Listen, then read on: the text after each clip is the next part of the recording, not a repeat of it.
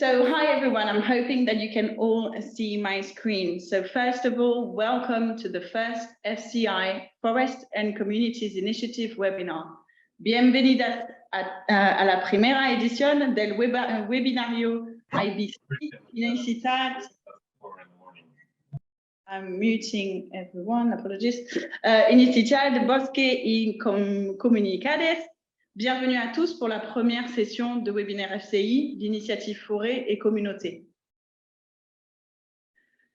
A translation is available in English, so please choose the relevant channel in the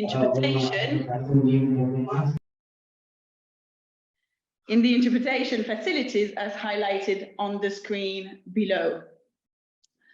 Una traducción está disponible en español. Por favor, escoja el canal indicado en las opciones de configuración. Une traduction simultanée en français est disponible. Merci de sélectionner le canal approprié pour la traduction. Je suis désolée, j'en ai pas.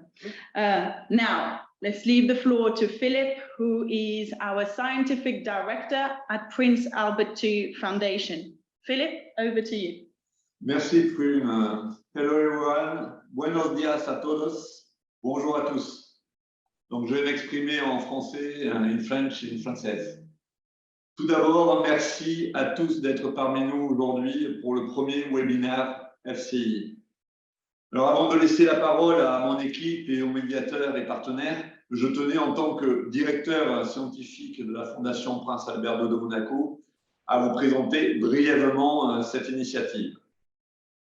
L'initiative Forêt et Communauté a été lancée en mai 2022 avec nos partenaires. Alors, les partenaires sont la Commission mondiale du droit de l'environnement de l'IUCN, la Fédération internationale des Rangers, la Global Forest Coalition et l'International Indigenous Forum on Biodiversity. La FCI a pour mission de soutenir la conservation des écosystèmes forestiers par l'action des peuples autochtones et des communautés locales. Alors, cette mission, elle se concrétise sous deux formes. D'une part, grâce au financement de projets concrets de terrain. À ce propos, un appel à projet aura lieu au mois de juin. Et d'autre part, grâce à la volonté de cette initiative de rassembler les acteurs clés de la conservation des écosystèmes forestiers pour construire une communauté de pratique. Cette construction se faisant notamment via l'organisation d'événements comme par exemple ce webinaire. Alors, pour plus d'informations sur FCI, n'hésitez pas à nous contacter ou à nous diriger vers notre site internet que vous avez à l'écran. La Fondation Prince Albert II de Monaco donc, et tous les partenaires sont donc heureux de vous voir aussi nombreux aujourd'hui. Nous vous souhaitons à tous un bon webinaire et aussi nous vous invitons à participer de manière active à ce webinaire. Je laisse maintenant la parole à Prune qui va détailler les thématiques de ce webinaire et des deux suivants. Merci. So thank you very much, Philip. So as I said, welcome to the first FCI webinar. As you know, following your registration, this is the first of a series of 3 webinars that will inform our first FCI conference to be hosted by all of the FCI partners here in Monaco, happening in next November. Today, we will address 2 topics, which are the effective forest conservation methodology for IPLCs, and also the topic of the right-based and gender-just approach in forest conservation. On the 17th of April, we will address the use of environmental law for forest conservation and reconnecting national and international funding and governance to IPLCs for forest conservation. Our last FCI webinar will be on the 27th of April, which will address 2 products that we hope to release in November as part of the conference. It'll be a grassroots toolkit and a policy brief. Our discussions during these webinars will help us define these deliverables. We are not looking to reinvent any wheel, and your experience and expertise will be absolutely crucial to ensure that these products will be as useful as possible. Now that you know about the timings and the deliverables, just in terms of format, as we will have 1 hour by topic, please expect to have 20 minutes of panel discussion or presentation, which will leave 30 minutes for questions and open conversation, together with ideas to be raised by all of you, our dear participants. So, we very much look forward to your participation. Just before we start, I just would like to set some easy rules to follow during the webinars, just to ensure that the session is as productive as we can. First, as mentioned earlier, you have different channels, so please choose the appropriate channel for the translation. Our translators are currently translating as I speak. This webinar will be translated into English, into French, and into Spanish. And you can choose the appropriate channel in the interpretation function below, as previously mentioned. Secondly, please turn your microphone off whilst listening. I will personally turn your microphone off when a background noise is heard, just in case it's actually taking some time and missing out the conversation. Finally, following the panel discussion, we will be encouraging you to participate actively. You can write questions directly in the chat section on your right, or you will be able to ask your question orally directly to our panel. Before doing so, if you wouldn't mind, please raise your hand with the appropriate function and introduce yourself, giving your name, your country, and the organization you represent. Information, let's start our first topic. Mónica, over to you. Thank you, Prune, and thank you, Philippe, for the introduction, and thank you as well for the interpreters for doing an important and great job here. Greetings, everyone. I am Mónica Álvarez, Development Officer at the International Ranger Federation.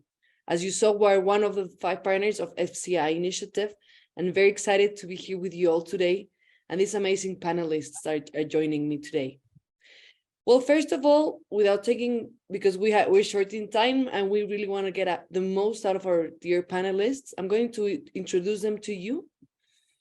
Our first panelist is Cláudio Maretti, which probably many of you know already in Latin America.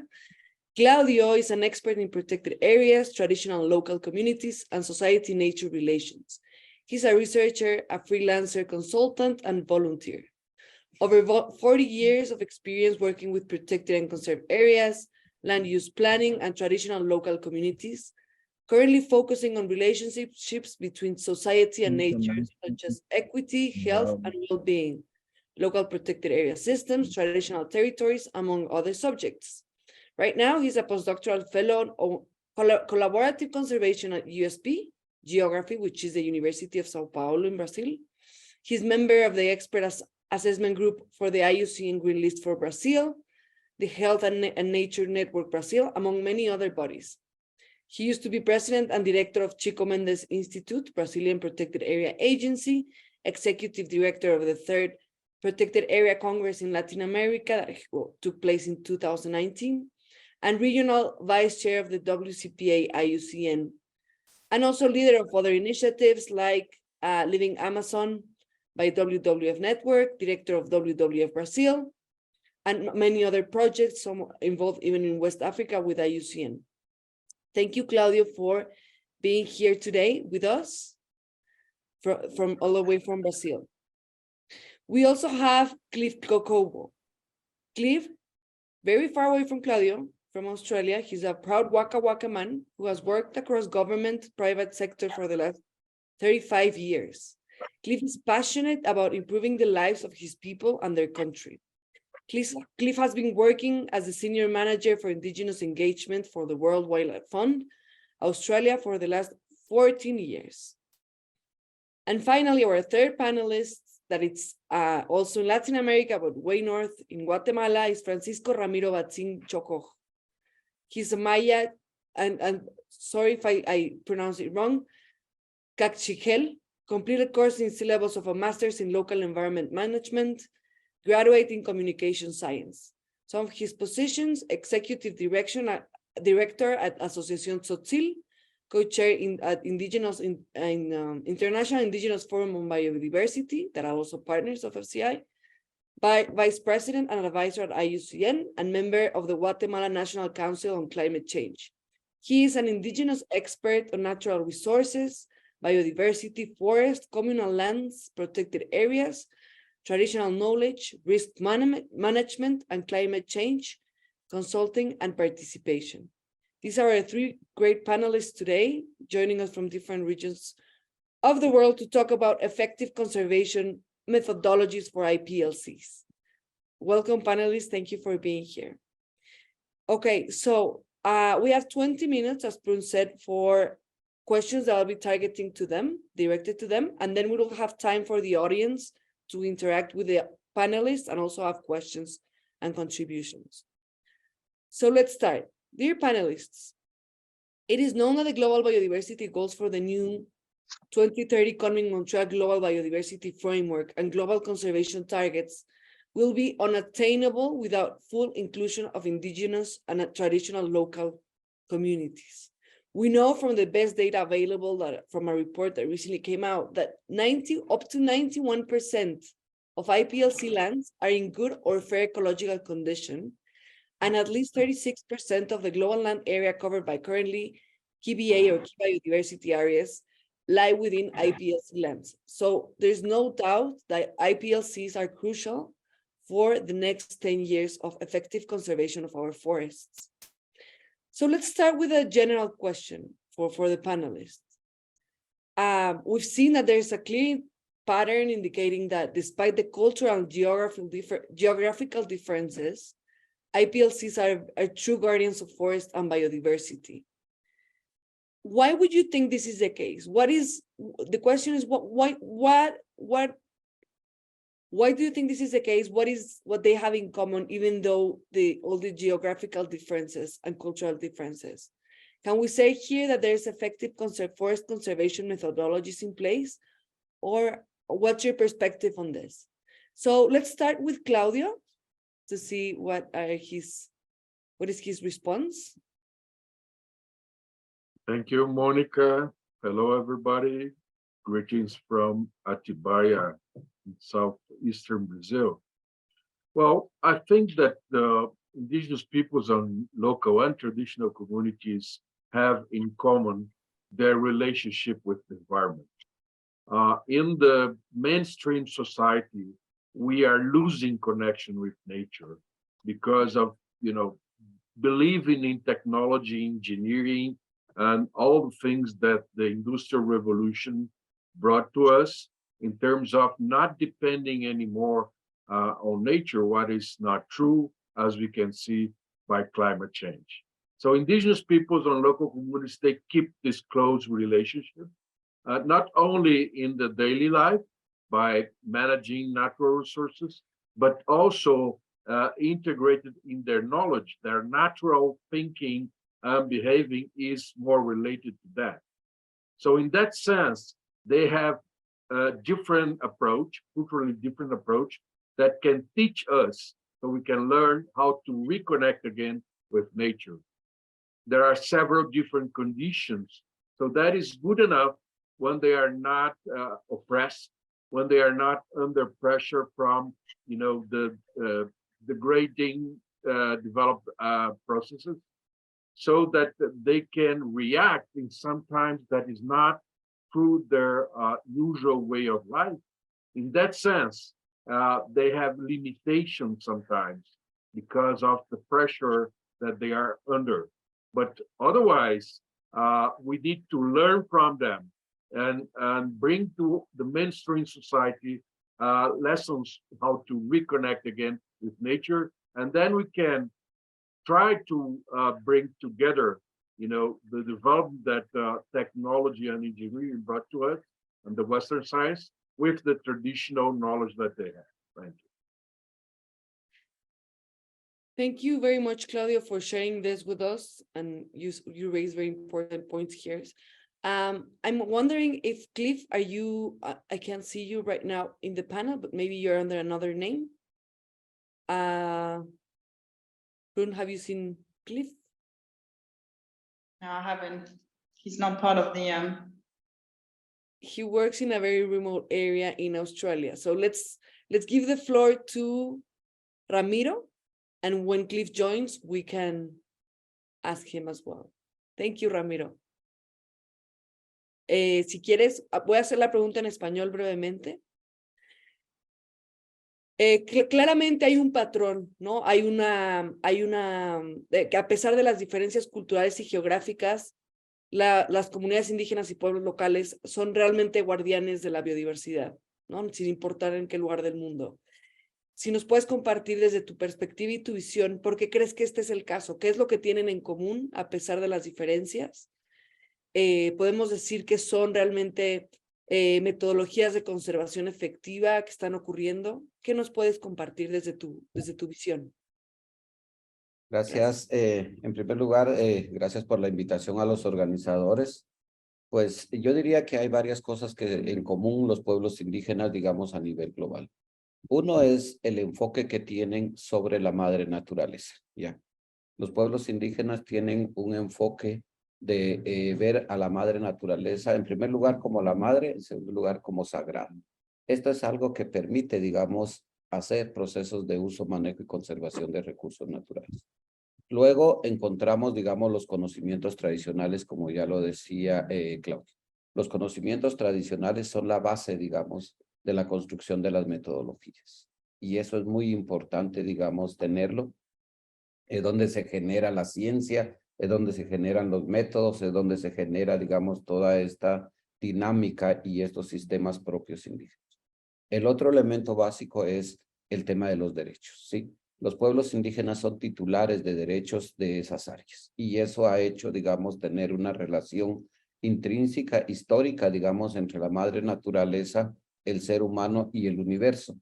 Ahí vamos a encontrar tres elementos, digamos, esa trilogía que permite a los pueblos indígenas desarrollar esos sistemas. Y eso lo vamos a encontrar, digamos, en cada uno de los pueblos indígenas del mundo.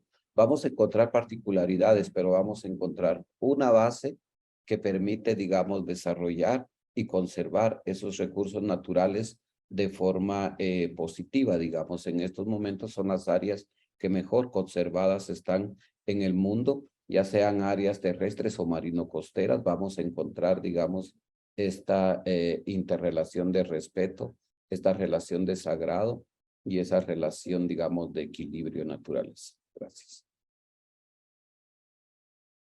Muchas gracias, Ramiro. Thank you very much, Ramiro. When I speak in Spanish, you can change to the English language if you want to hear it there. Okay, the next question would be for Cláudio. Specifically for Cláudio. Cláudio, you have a lot of experience and a very broad experience, not only in Brazil, but in South America in general, in protected and conserved areas from other various positions, private, public, in dealing with community land as well. So there are several best practices and guidelines for IPLCs and conservation of protected and conserved areas that have been developed, maybe as you say, as a mainstream society.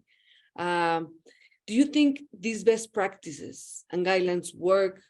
How do you see the IPLCs involved really in these frameworks? Or is there something different that we should be doing that we're not doing yet?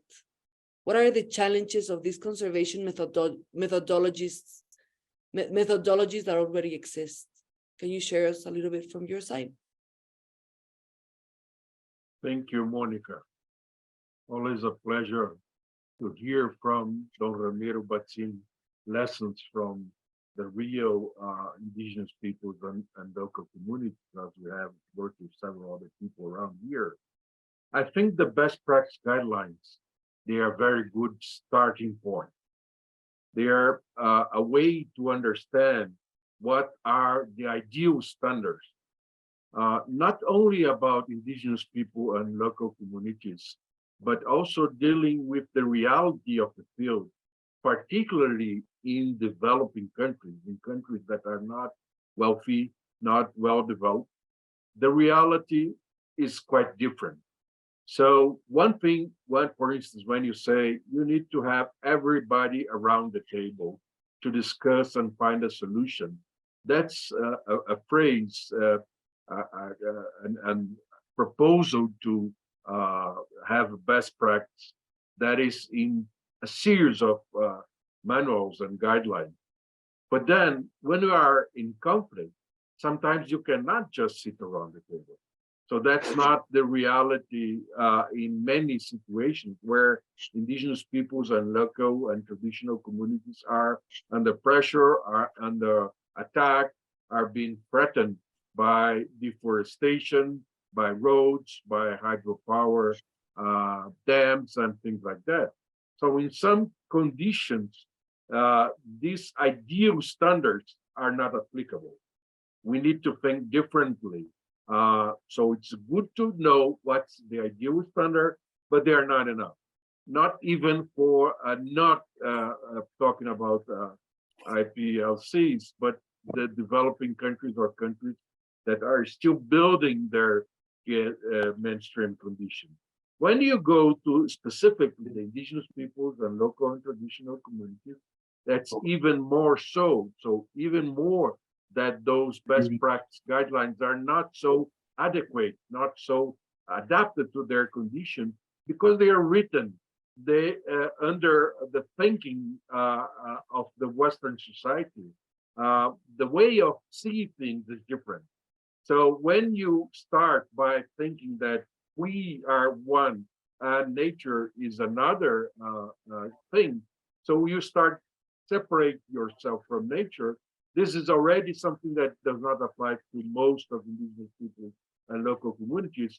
So all the techniques, the technology that you apply for the management, so all the practice that you should apply start from a false assumption that you are not part of nature. So the best way to do is to understand that we need knowledge dialogue, understanding that there is different ways of seeing nature and the relationship between humankind and natural resources.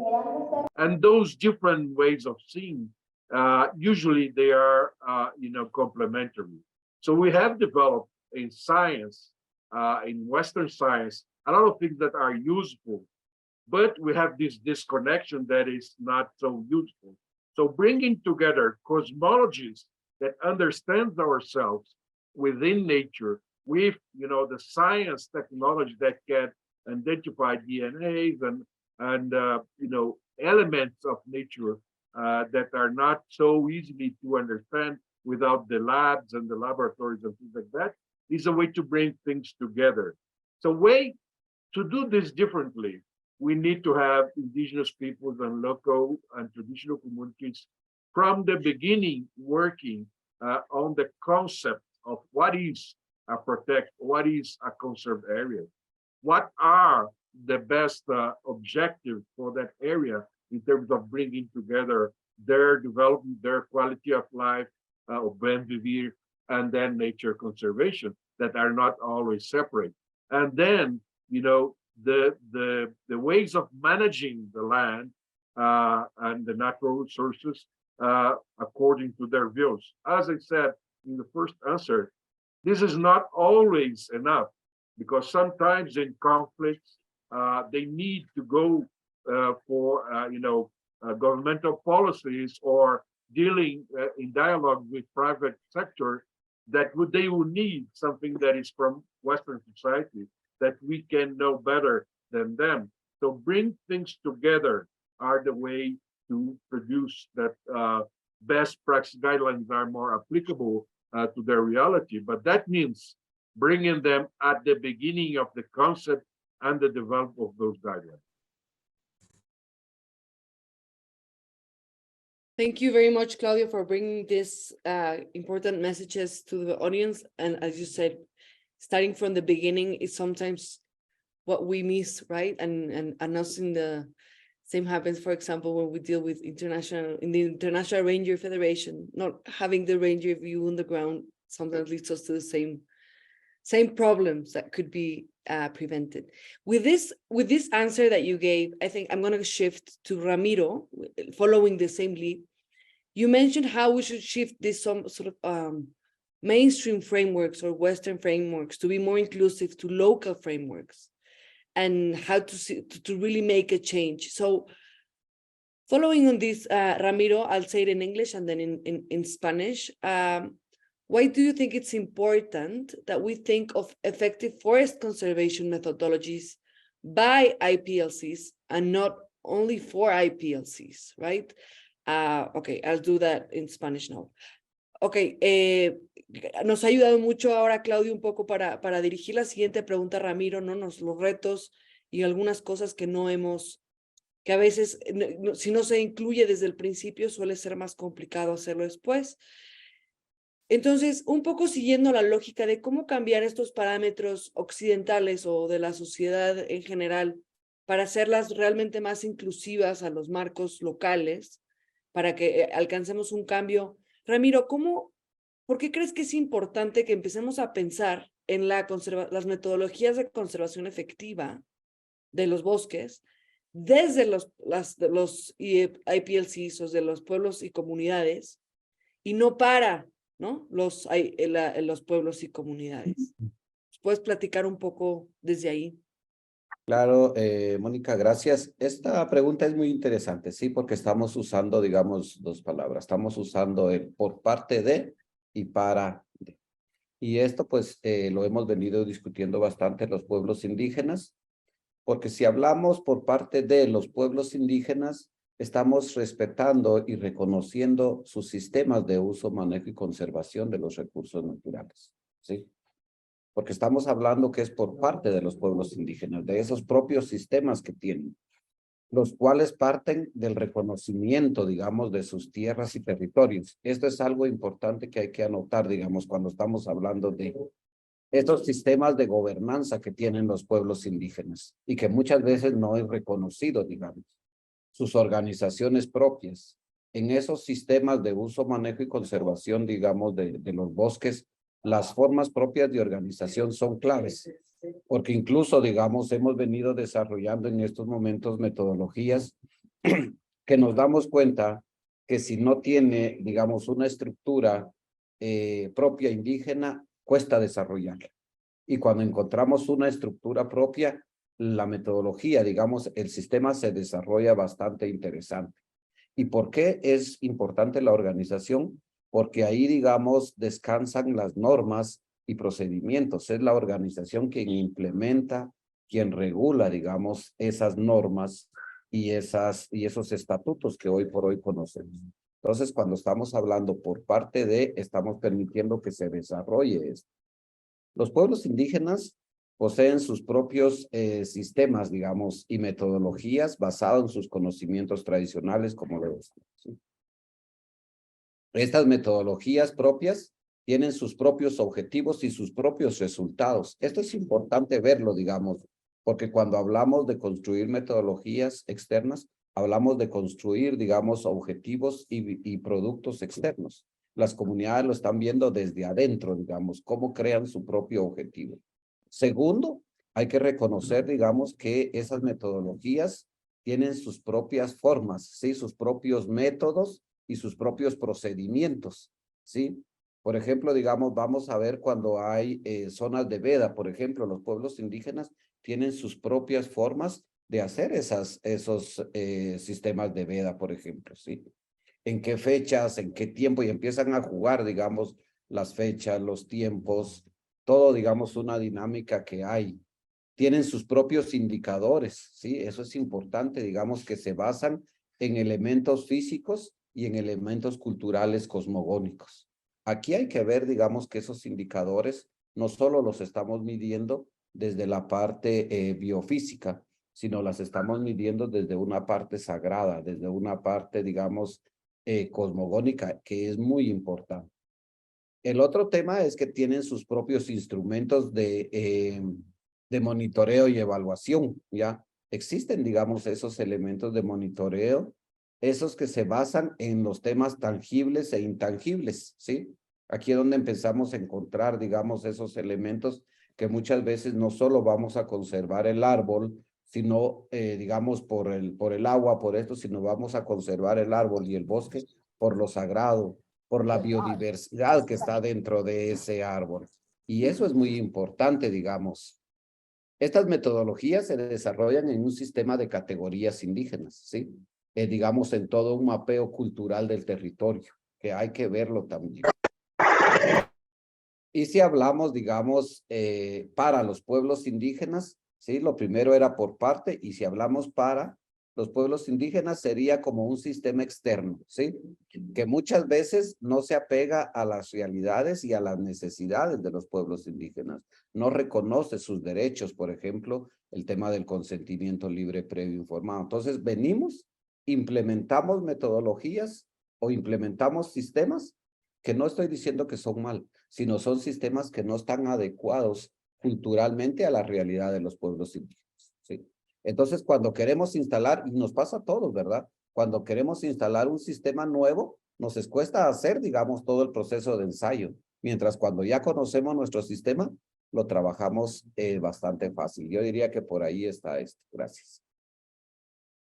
Muchísimas gracias, Ramiro. Thank you, Ramiro, for bringing these 3 important messages about successful and really, IPLCs, effective conservation methodologies that it's so easy to forget in the day-to-day, not because of lack of goodwill. I think it's just how we sort of approach conservation sometimes, and we don't stop and think of doing things a bit different. I'm not sure if Cliff, are you around? I know he's trying to log in, but his connection is very poor. Yeah, he was here for 5 minutes, but then he dropped out. So unfortunately, we missed the timing. Okay. Can you interrupt me when if he joins in so we can Of course. Okay, thank you. Okay, let's go to the third question to the panelists for both of them before changing, going to the audience. The next question is, the same report that I mentioned you about that brings the State of the Indigenous Peoples and Local Communities, Lands and Territories report that brings all this data to us of how important really is with numbers to really realize the key role the IPLCs are playing in the next 10 years at least of the new biodiversity framework. So the next question for both of them is the same report. Cláudio and Ramiro mentions that about 80% of IPLC's land area is already facing potentially high development pressure, and it's likely to increase in the future. So the question is, what should our role be as partnerships here, as FCI, or conservation allies that are also in the audience, in these processes to ensure that IPLCs keep their way of life, conserving nature, the power of decision-making, and it's not imposed by external entities? How can we from the environmental sector support this? En español, la pregunta sería, estábamos hablando sobre el reto, ¿no? Este informe que nos trae muchos retos, que nos enseñan los retos que están viviendo las comunidades y la mejor información disponible sobre el rol tan importante que juegan en estas nuevas metas globales de conservación. El mismo informe nos dice, Ramiro, que alrededor del 80% de las tierras y comunidades ya está con presión externa de desarrollo, ¿no? Y seguramente esta presión tiene una tendencia a incrementar en el futuro. Entonces, la pregunta sería, ¿cuál sería nuestro rol como alianzas de conservación, como en este caso la iniciativa FCI o Bosques y Comunidades, otros actores que están aquí con nosotros de aliados en conservación, en estos procesos para asegurar que los IPLCs o los pueblos indígenas y comunidades locales puedan mantener sus formas de vida, su cosmovisión, protegiendo la naturaleza, mantener su poder de decisión y que no sea impuesto por fuera, ¿no? Cómo en estos tiempos cambiantes el sector ambiental puede apoyar a que esto suceda. Entonces voy a empezar con Cláudio y después paso contigo.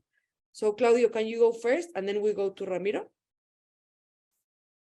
Thank you, Monica. Well, I think that we need to understand exactly what you said in the question, that, although as Ramiro Batzin said before, indigenous peoples, they have their rights over the land and natural resources, but also rights to choose their own development model, their own way of life. In Brazil, at least, but I think in other countries as well, that also applies to other traditional communities that are not indigenous people that came after the so-called European discovery of Americas. For instance, people that were brought from Africa as slaves, and they organized themselves to set their own life in rural areas. So they organized what we call here in Brazil comunidades quilombolas. So they are former slave Black communities that also have reconnect or kept their connection with nature. And we have, for instance, what we call here traditional extractivist community that use the natural resources for their survival, for their development as well. But in certain cases, they are under pressure, as you said. And the case that is most important, most significant in Brazil was the case of rubber tappers in the 70s and 80s of last century, because they used to extract rubber from the trees in the Amazon, not only the Brazilian Amazon, Bolivian as well, Peruvian Amazon, but we know very well here the case of the Brazilian communities extracting rubber, and they were kind of left alone in the forest for some decades. And they developed their own way of managing the natural resources and the good relationship with the forest. But what happened then is that Brazil has a kind of a way of using the natural resources and then exploiting them to the limit and go further. In our case, not to the west, like in the US, but to the north, to the Amazon. So have been deforesting areas and going to the north. So they, in the 70s, in the 60s and the 70s, people from the south brought cattle to the Amazon and start deforesting areas of those rubber tapper communities. So they need to react, and they call the word for that. They called attention, but then they propose policies. And then we create in Brazil a new category of protect area based on their demands. So the extractive reserves in Brazil that's corresponded to the category 6 protect area of IUCN classification, it is asked by them, is demanded by them, is co-managed with them, etc. So there's a lot of conflicts there, but it's something that they brought into governmental policy, or the government at the time accept, and we need to improve all the time. So if you don't pay attention to that conditions and we leave them alone saying that they can manage themselves, they would be all wiped out by the deforestation pressure and the cattle ranchers. When we ally ourselves, bringing their ideas to policy and harmonizing with what we can do in governments, in NGOs, in universities, then we can build those alliances. There is a very challenging case also in northeast part of the country, where women have access to babaçu nuts only through private property. So they don't have recognized by law their rights to their land, but they have the right to access the natural resources.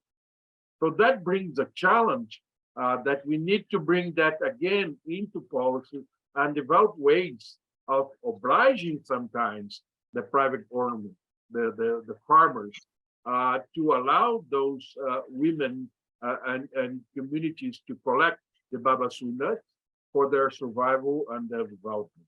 So the alliances for me are built when we need to understand that they have the rights and they have very important traditional knowledge, but sometimes they don't have the tools to face the pressure that we are under. So we need to bring their way of thinking, and not just their rights, but the cosmology, as Batzin said, to the policy. So it's not just about saying this is a protected area according to national legislation or to the IUCN concept. Those are the protected areas categories, management categories, and those are the governance type. When you go, for instance, in the Regional Congress of Bariloche some years ago, indigenous people, the Mapuche, they were saying, we don't want your categories. We don't want your governance type. We want our indigenous land to be recognized as a conservation tool. So if you don't get out of your Western way of thinking and open to this knowledge dialogue, then bring in important knowledge that they have, a demand, and what we could call technology of managing the natural resources according to their traditional knowledge. But at the same time, we bring the legislation, the science knowledge that we need sometimes to face, for instance, climate change. Then bringing those together is the way to build their life. So respect the rights, understand the knowledge, but also bring what can help them from the Western civilization, including science and policy. Thank you very much, Cláudio, and for bringing this, and as you say, the importance of an example of Brazil with a model that has been applied to a policy. Because as you say, sometimes there's the intention, but not the ways or the platforms to do this. So I think it's a very valuable example, Brazil, of this. The extractive reserves can tell us a lot. I'm going to go quickly to Ramiro, and then we're going to go to questions from the audience. So if you have questions, please write them down, and could be directed to one of the panelists. So Ramiro, si quieres, de manera breve, complementar lo que decía Cláudio desde tu visión, ¿no? Y luego ya seguimos hacia el panel con la audiencia. Muchas gracias. Gracias, Mónica. Yo diría que muy atinado lo que Cláudio está planteando. Y le sumaría un par de cositas más. Uno, yo siempre hablo y los pueblos indígenas estamos planteando de 3 verbos, que es respetar, reconocer y promover. Esos verbos son claves, digamos, a la hora de fortalecer los sistemas. ¿Y qué debemos de respetar, reconocer y promover? Los modelos, los aportes y los derechos. 3 cosas, digamos, que los pueblos indígenas hacen. ¿Sí? Y uno, en el nivel local, digamos, ya lo decía Cláudio, apoyar las iniciativas que hacen los pueblos indígenas, digamos, en su territorio. Eso que el día a día están haciendo, esa conservación. Necesitamos estar ahí apoyando y fortaleciendo, digamos, esos procesos. Debemos de ver a los pueblos indígenas como actores claves, como titulares de derechos, ¿sí? Somos los guardianes, yo siempre lo he dicho, somos los guardianes que conservamos, pero además de ser los guardianes, somos titulares de derechos, y muchas veces eso no se quiere reconocer, digamos, por nuestros aliados.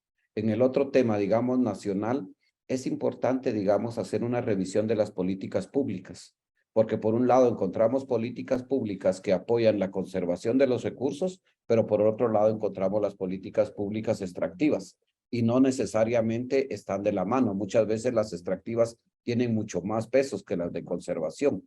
Entonces los pueblos indígenas decimos, conservamos 1 y destruimos 100. Entonces esas políticas públicas no están siendo, digamos, atendidas. En este mismo tema tenemos que ver el tema de las salvaguardas ambientales y sociales.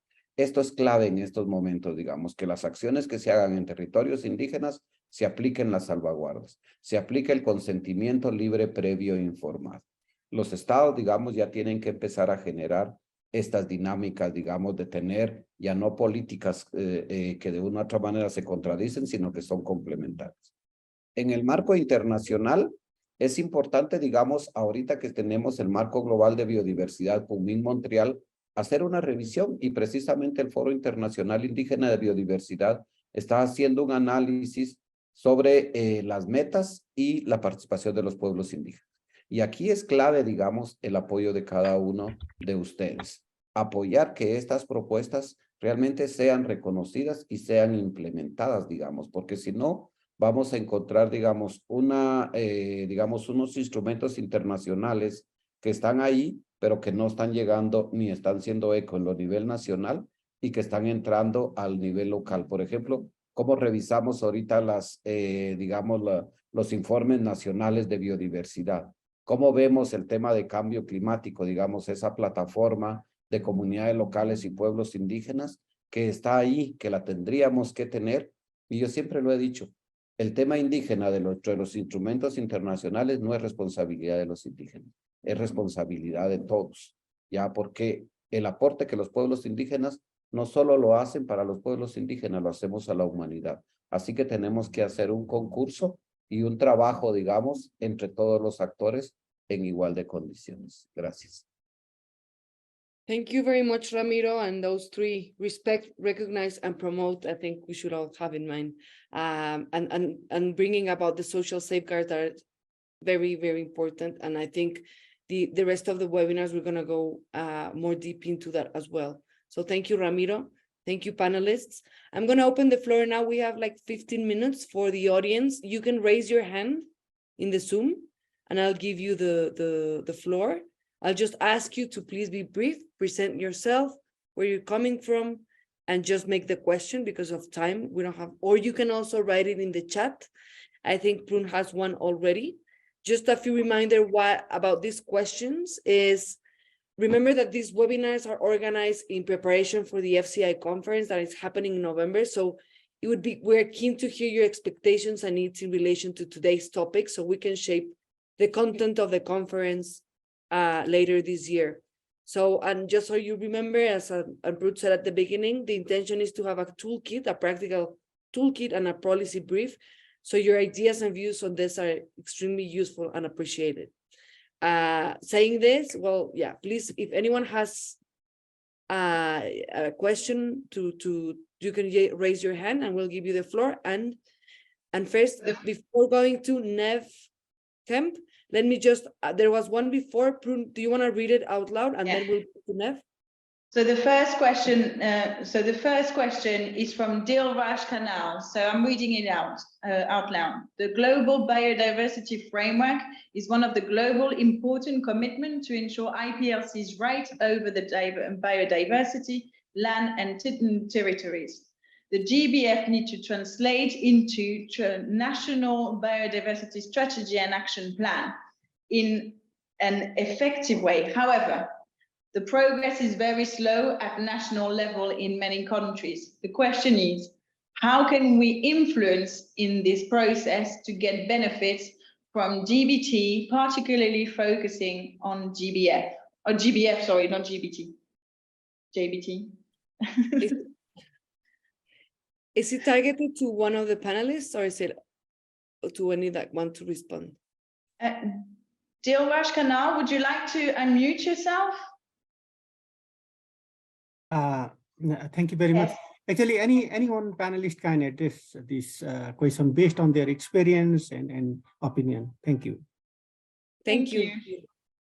Cláudio or Ramiro, you want to go for it? And then we'll respond this question and then we'll go to Nev and then to Juana. And I think that might be it if time allows, okay? Well, it's difficult to answer that because that's one of the main questions. When it comes to the reality and the process, as Ramiro Batzin was saying, it's much more difficult because you have conflicting policies, you have struggles over the territory, and you have a lot of conditions. For instance, in Brazil now, we are seeing a change of government, and this new government is supposed to support much more conservation and indigenous peoples and local communities, just to be seen, just to notice that we have now for first time an indigenous people ministry. But at the same time, when you look to the budget, so the National Agency for Protected Areas need not 10%, 20% increase in budget and staff, but it did 10 times more. So that brings to the question how we speed things when even a government that, started by saying, we're going to do things differently, start doing incremental change when you need a radical change. So I think one of the ways of doing this is what we are doing, discussing more and more, but the convention should recognize the role of other social actors. So it is starting to recognize, for instance, indigenous territories and other traditional territories in the target 3 of the Kunming Montreal, in the target Kunming Montreal target 3. So there is a difference now. In 2010, we set other effective area-based mechanisms for biodiversity conservation. Now we are saying protect areas, OECMs, considering indigenous and traditional territories. It's too slow, but I think we need to recognize also protect areas and different types of conserved areas from local governments much more strongly than only the national government, and also alliances with private sector when that is possible. So the question is, for me, the whole pressure to put in the balance that sustainable development is not just about economy, social, and nature or biodiversity or environment with 3 pillars, but that nature is the base for the development of society, that then society develops the economy. So we need to understand that nature is the base of that. And I think an alliance with climate change will be the way to go to bring in the resources that are now trying to be channeled to climate change, mitigation and adaptation, bringing it also to nature-based solutions. So it's a mix of possibilities, but it's very difficult to put in practice. So I would just keep those ideas, but I see, I understand it's not the whole answer to the question. Gracias, thank you, Cláudio. Okay, we're short in time, so we need to be a bit, brief. This is always annoying, but it's because the discussion is good. Okay. Nev, I saw your hand raised. Yeah, and thanks very much. Thanks very much, Mónica. I'll be very brief. I'm Nev Kemp from the HCV network. It's a high conservation value network. We're a membership-based organization which is promoting the HCV methodology, which considers biodiversity, environmental services, and community needs and cultural values. So we see it as a very unique approach to look at.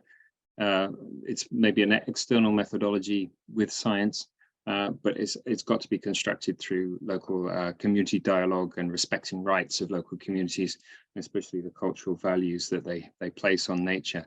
I was just going to ask to the panel what kind of what experience they have of the HCV network. We're very cognizant that HCV is very focused on Southeast Asia at the moment, especially with the RSPO and FSC and pulp and paper industries.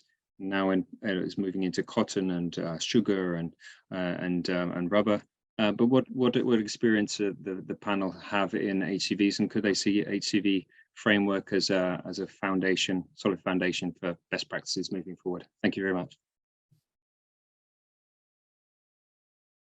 Ramiro, ¿quisieras contestar esa pregunta? No sé si lograste escucharla.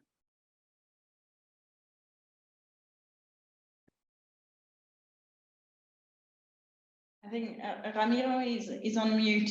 It's on mute. Excuse me, Nev, could you say, for purposes of the translation, can you just say ACV completely? So HCV is high conservation values. Paulina, you can explain in Spanish. Perfect. Hola. Hi everyone, I'm Paulina. I work with Nev at the HCV Network. La traducción es altos valores de conservación. Somos una metodología que se creó en los 90s y se ha usado principalmente en el contexto forestal. Como dice Nev, tiene aspectos sociales, culturales y también de biodiversidad. Entonces nada más tenemos curiosidad si han escuchado algo sobre la metodología de ABC o en el contexto forestal o en otros contextos agrícolas. Perfecto. Gracias. Gracias, Ramiro. ¿Quieres comentar? Sí, tal vez no, no soy más indicado porque no he escuchado de la metodología, ya, entonces no podría ya hacer algún comentario respecto a esto. Sería bueno, it'd be good if we can have more about the Ujú, information of the tool in the chat, if you can share with the audience. ujú. So we can know. And I'm gonna go quickly to, there's one very good question in the chat, Ramiro. Ujú. Si puedes comentar tu experiencia, tu visión sobre la meta 3 de Montreal en lo que respecta a la SOMEC. Ok. Bueno, yo creo que, Gracias. gracias. Dos cosas, digamos. Una, respecto a la anterior pregunta también, cómo hacer que el acuerdo global de digamos, Montreal se aplique. Uno es que tenemos una deuda pendiente. Tenemos que hacer una evaluación del cumplimiento de las metas de Aichi. Tenemos que partir, digamos, de esto, porque estamos partiendo ahorita de la implementación de Montreal cuando sabemos que teníamos las metas de Aichi. Entonces tenemos que ver esa parte para poder avanzar. La meta 3, digamos, del marco global es una de las metas claves para los pueblos indígenas, porque esta tiene que ver con el tema de territorios y de hecho, digamos, si vamos a revisar la meta 3, vamos a encontrar dos postulados para pueblos indígenas. Una es que se reconozcan, digamos, los sistemas y las tierras de los pueblos indígenas. Y dos, que se reconozcan los derechos y los sistemas indígenas. Si encontramos esos dos, digamos, y los pueblos indígenas lo hemos planteado siempre, yo siempre lo he dicho, el tema de áreas protegidas y pueblos indígenas la tenemos que ver en tres dimensiones. La dimensión de las áreas protegidas y los pueblos indígenas que han caminado muy bien, ya, y estamos avanzando y todo. Pero vamos a encontrar otro que es donde hay áreas protegidas y pueblos indígenas que tuvieron conflicto y lo superaron. Y la tercera, vamos a encontrar áreas protegidas y pueblos indígenas en un conflicto latente. Entonces, la meta 3 viene a ser una de esas respuestas, digamos. Los pueblos indígenas, cuando se estaba negociando, decíamos que la meta 3 debería de tener las salvaguardas y reconocer los derechos indígenas, porque si no podía atentar contra los territorios indígenas. Y justo en la pregunta anterior, digamos, llegar con un modelo de área protegida a esos territorios donde tienen su propio modelo, podía crear, digamos, un conflicto. Y ahora tenemos una meta 3 que la que tenemos que hacer. Las otras medidas de conservación son importantes y de hecho ahí teníamos otra propuesta a los pueblos indígenas. Estamos hablando de ICA, estamos hablando de las OMEX, pero estamos hablando también de los sistemas indígenas de uso, manejo y conservación de recursos naturales. Es algo concreto que tenemos los pueblos indígenas. Si no reconocemos ese sistema, ¿sí? Vamos a tener, digamos, una debilidad y aquí vamos a empezar a encontrar, por ejemplo, yo digo en Guatemala, digamos, ¿sí? Si en Guatemala el Estado reconociera las tierras comunales, ¿sí? Avanzaría un 12% del territorio nacional de conservación. Entonces, ahí estamos hablando, ¿sí? Las OMEC son importantes, esas otras medidas, pero yo creo que tenemos que darle el énfasis a los sistemas indígenas de conservación con nombre y apellido. Gracias. Muchas gracias, Ramiro. Sorry, Juana, I can't find you anymore. Are you still there to make the last question? And if not, sorry, there was Juana in the line and I can't see her now. Are you there, Juana? Okay, so the last Juana is, sorry, go on, Mónica. Yeah, sorry, what? I was about to say, I think Juana actually has dropped off. I know, Ryan, you're raising your hand, but yeah, I let's don't know go for about Ryan. the time. What do you want to do? Because it's 4 o'clock and we're going to eat up on the time for the second topic. Brian, however, I know that your question is really important. So would you mind just to put the question on the text, and then after the webinars, what we will do, because there's loads of people that have asked some questions online via the text message and also have raised their hands, but I know that people know about the fact that we have a second topic. So Brian, if you don't mind, just put the question in the text, and Monica and I will take this over with the panelist.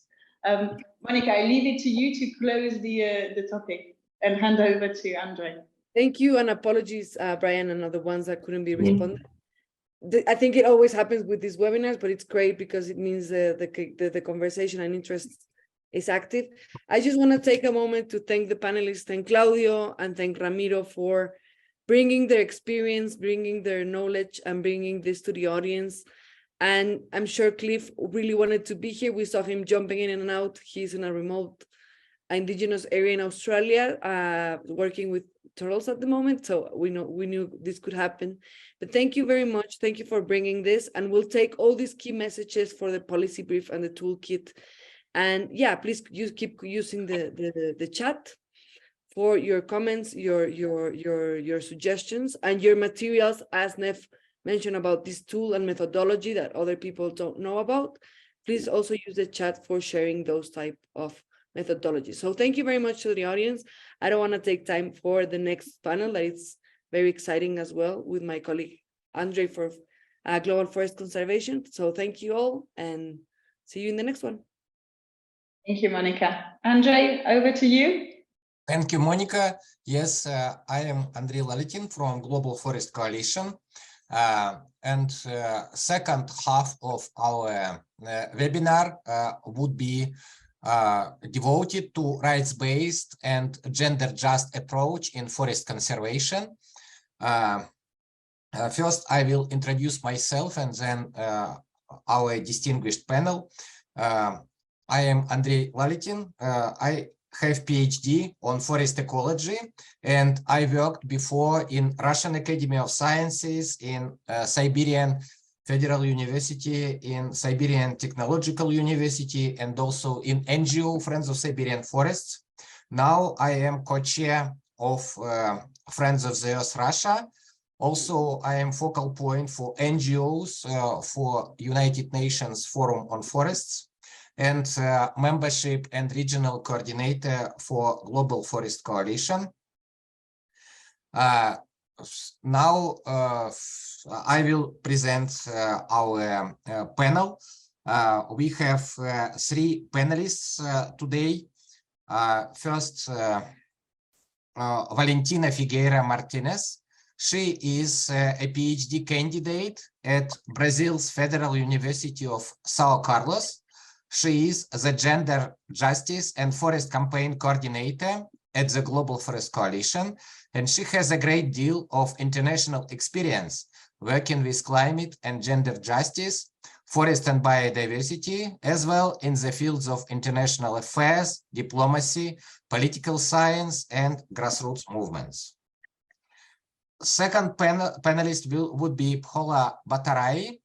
He is a social activist working for community-based forestry in Nepal for 2 decades. He is serving community-based forest user groups, their federations, and civil societies, ensuring rights and duties. Mr. Bhattarai is currently leading a national network of rights-based NGOs working in the forest, biodiversity, and climate change. He has published journals and popular articles on different levels. Mr. Bhattarai is a recognized policy advocate in Nepal's forestry sector. Today, he is going to talk about collaborative forest management practices in Nepal through rights-based perspectives. And the last, but not the least, Andrea Echeverri. She is Colombian national based in the Colombian countryside. She is environmentalist and feminist, and she has dedicated the last 12 years of her life to environmental justice, from the impulse to just relations between people and nature and between human groups, as part of collaborator of grassroots movements and civil society organizations, mainly in Colombia and Latin America. She is currently the coordinator of the Global Forest Coalition's Unsustainable Livestock Campaign. And now I will pass to Valentina for her presentation. Thank you, Andrey. Thank you to the organizers of this event, also to all the participants for joining this important series of webinars. I'm from Venezuela, based in Brazil, and I would like to take this as an opportunity to share some key issues and reflect a little bit about a rights-based and gender-just approach to forest conservation. considering that it would be really difficult to share all the important aspects in a 7-minute presentation. So feel free to collaborate, to jump in the chat and make your contributions and comments, or later in the Q&A session. Next, please, Fran. Thank you. So I would like to start with the legal framework, and also it is in connection with what has been already said by my colleagues, Ramiro, Cláudio, and Mónica. I just wanted to go through a list of some of the conventions and declarations in the context of conservation. So we have the UN Declaration on the Rights of Indigenous People, the Rights of Peasants, the conventions on the elimination of all forms of racial discrimination and discrimination against women. At a regional level, we have the Inter-American Convention on the Prevention, Punishment, and Eradication of Violence Against Women. Also, the 2030 Sustainable Development Agenda is crucial in terms of rights in the context of conservation. And also the Universal Declaration for the Rights of Mother Earth at a grassroots level, endorsed in Cochabamba during the World's People's Summit, as an initiative to actually include the voices, the legitimate voices of indigenous peoples and local communities to protect Mother Earth. Also, CBD Article AJ, as it was mentioned before, related to traditional knowledge, innovation, and practices, and also national and local laws and constitutions. So what is interesting here is to notice the year of implementation of some of these legal instruments. I think we have to recognize that there is a delayed response to the necessity to protect indigenous people and local communities. And also, there is also a challenge in implementation. So next, please. We have this categorization of rights in terms of conservation. It is, they describe it as procedural rights related to rights such as information, participation in decision-making, access to justice and due process. Some other substantive rights who have been already mentioned here by our colleagues and in the discussions and questions related to fundamental rights for human well-being, including rights to life, health, to live a life without any form of discrimination or gender-based violence. Also, IP's rights are crucial to maintain traditional livelihoods, to maintain their cosmovisions, and informed consent prior to extractive activities in their lands is also fundamental in this legal framework. Next, please. So, regarding the relationship between rights and conservation, I think it is a overall understanding that a healthy environment implies respecting human rights. We can just have this discussion of forest conservation without considering and implementing and also debating about this implementation challenge of human rights. And on the other hand, of course, we cannot have conservation outcomes, good conservation outcomes, if we fail to fulfill human rights, especially those of the indigenous peoples and local communities who are in the front line. So it is important to understand this vice versa relationship, to reflect about it, and also bring the discussions in terms of integrating both spheres. Rights and forest conservation have to go together. Next, please. In terms of gender and rights, we already heard some of the land rights are crucial and fundamental, but it is also important to include the multiple rights that come together with land rights, which is the right of access, the right of control, and the right of transfer or inheritance. And actually, the actual observance of the right to land and the right to respect the ownership of those lands is only possible when these multiple rights are recognized. So again, we have this interconnected relationship of rights.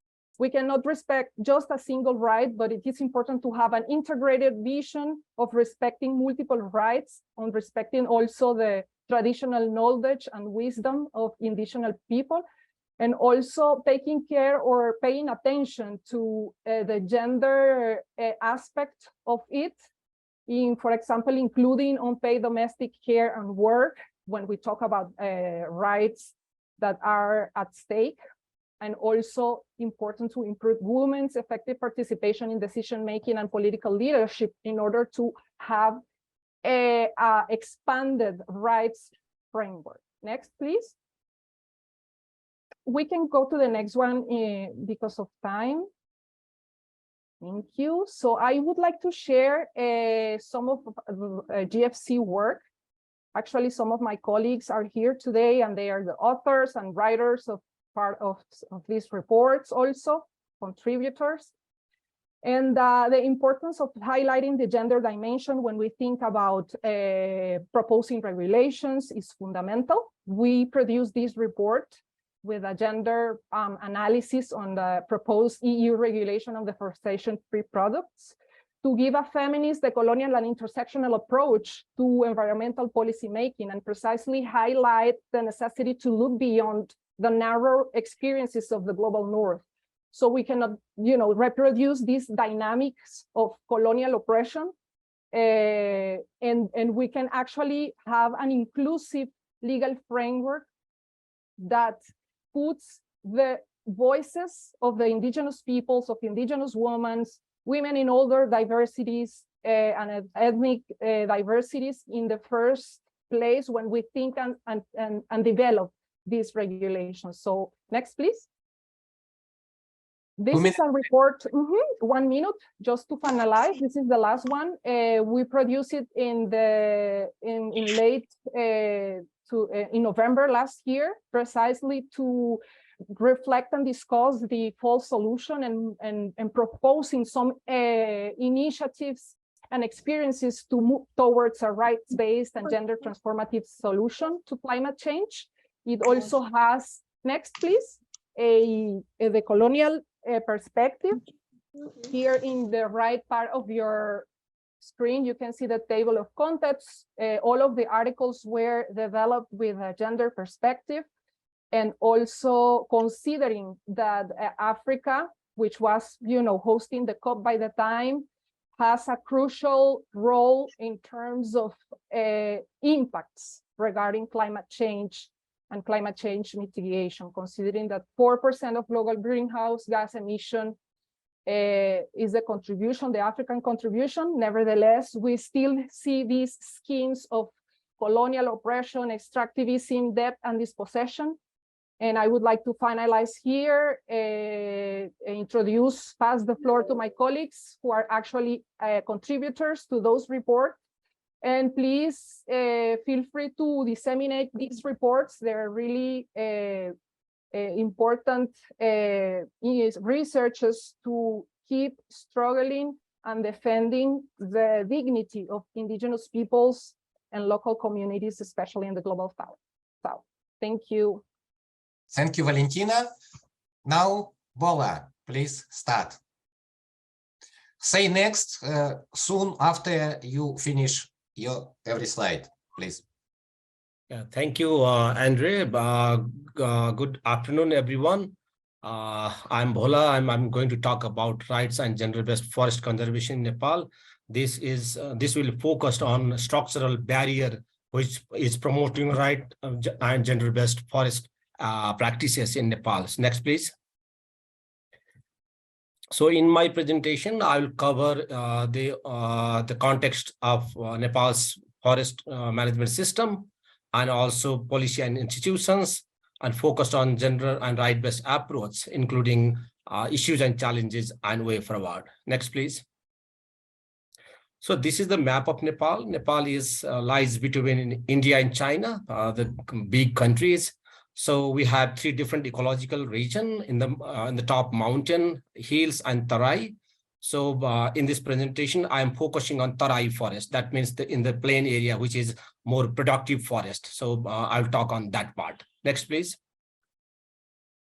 So in terms of the coverage, we have 44.5% of forest coverage in the country. That means we have a very good forest size in compared to other land use. Next, please. So in terms of the relation of Nepali society with forestry, it is like forestry is a life of Nepali people. Around 70% of people are still using fuel for cooking and heating purpose, and huge number of local people, indigenous and local communities, they are using fodder for their cattle, to feed their cattle, and also collecting a lot of food items from forests, including fruits, honey, vegetables, roots, fruits, etc. And also a lot of, we have different religious groups. So they are also worshipping forest species in their, religious purpose. So that is the, interrelation of communities with forestry. Next, please. So in terms of forest management, we have different, forest management system within a community-based forestry as well. We have community forestry, we have collaborative forest, we have leasehold forest. That means almost more than 30,000 forest user groups, communities are engaging in forest management system and managing around 40% of national forest within a community-based forestry. In terms of this presentation, I'm focusing on collaborative forest, which is practicing in the southern plain area where productive forest lies. Next, please. So this case is especially from the voice of unheard people. Like we are talking about a lot of time, the Nepal's community forestry. But today I'm talking about collaborative forest, which is not very, explicitly mentioned in our literature or in any forum. So this is a new case for the global society. When we talk about collaborative forest management, it is a partnership model of forest management, which is provisioned in our Forestry Act and forest regulation. And in terms of partnership, there is a district forest office, local government and community have a partnership. And it is implemented in the particular one region that is called Bhattarai, that southern area where a big forest area is existing. And this is the productive forest as well. Currently, there are 32 forest user groups implemented in 13 districts of Bhattarai region. And around 1 million hectares of forest is managed by 3.3 million of local communities and indigenous people. That means huge number of people are depending on very little forest area. So indigenous people, including Dalits, so-called untouchable people, Madhesi people, are the major population in Bhattarai. So they are the one who were managing forest since many centuries, but now because of the structural, social and cultural aspect, or the structural part, they are left behind. Next, please. So for example, when we talk about the right-based or gender-based forest management system, especially in the collaborative forest, as I talked, there is a very weak representation of women in this collaborative forest management groups. For example, in committee, only 12% women are there, and rest of others are dominated by the male and the upper caste and the elite people. Next, please. Again, in the implementation unit, that the implementation body, only 22% of female participation are ensured. Still, they are not very active. They are participants, but they are not, their voice is not heard properly. Next, please. So in terms of leadership in the position, and out of 32 forest user groups, almost zero. There is no woman in the leadership position. Next, please. So in overall, like when we talk about participation, in terms of rights and gender-based process, it is a nominal participation of women, Dalits, and indigenous peoples, especially in the General Convention, General Assembly of Forest User Groups. Only 3% of those people have been participating. In terms of forest management, only 4% people participate in the process. That means there is other players who are playing active role in forest management. Again, in the representation of marginalized people, including Dalits, women, and indigenous people, it is a kind of cosmetic, participation. For example, the Dalits and indigenous people, they are only 1% of their participation is insured, including traditional user. Who are traditional user? Their participation is only 2%. That means the other people who have kind of nexus, they are participating in the decision making process, including district forest office. Like there is a very big role of district forest office and other elite who are capturing the resources at local level. In terms of benefit sharing, like Dalits are not getting proper benefit sharing. The high class, the caste, the people who are dominant, they are getting a lot of benefits compared to other communities. And in terms of poverty reduction, leadership development, very less than 3%. The marginalized people are getting that opportunities. And also there is a benefit sharing mechanism, like 10% to federal government, 40% for local government, 10% for local government, 40% for district forest office, and 50% for communities. But still, there is a huge dissatisfaction of the communities about that provision, which is mentioned in the Forest Act and regulation. So again, benefit and opportunities are not shared responsibility. So next, please, I'm concluding. So in terms of conclusion, that there is a very limited space and opportunities for effective engagement of marginalized people.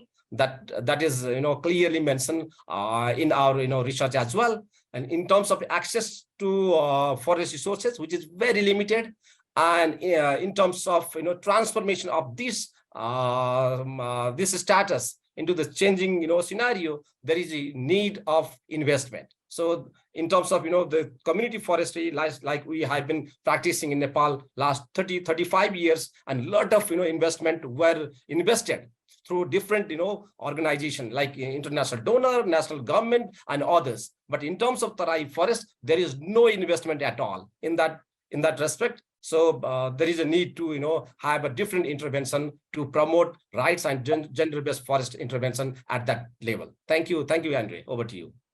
Thank you, Bhola. Perfect timing. Now we shall pass to Andrea, please. Floor is yours.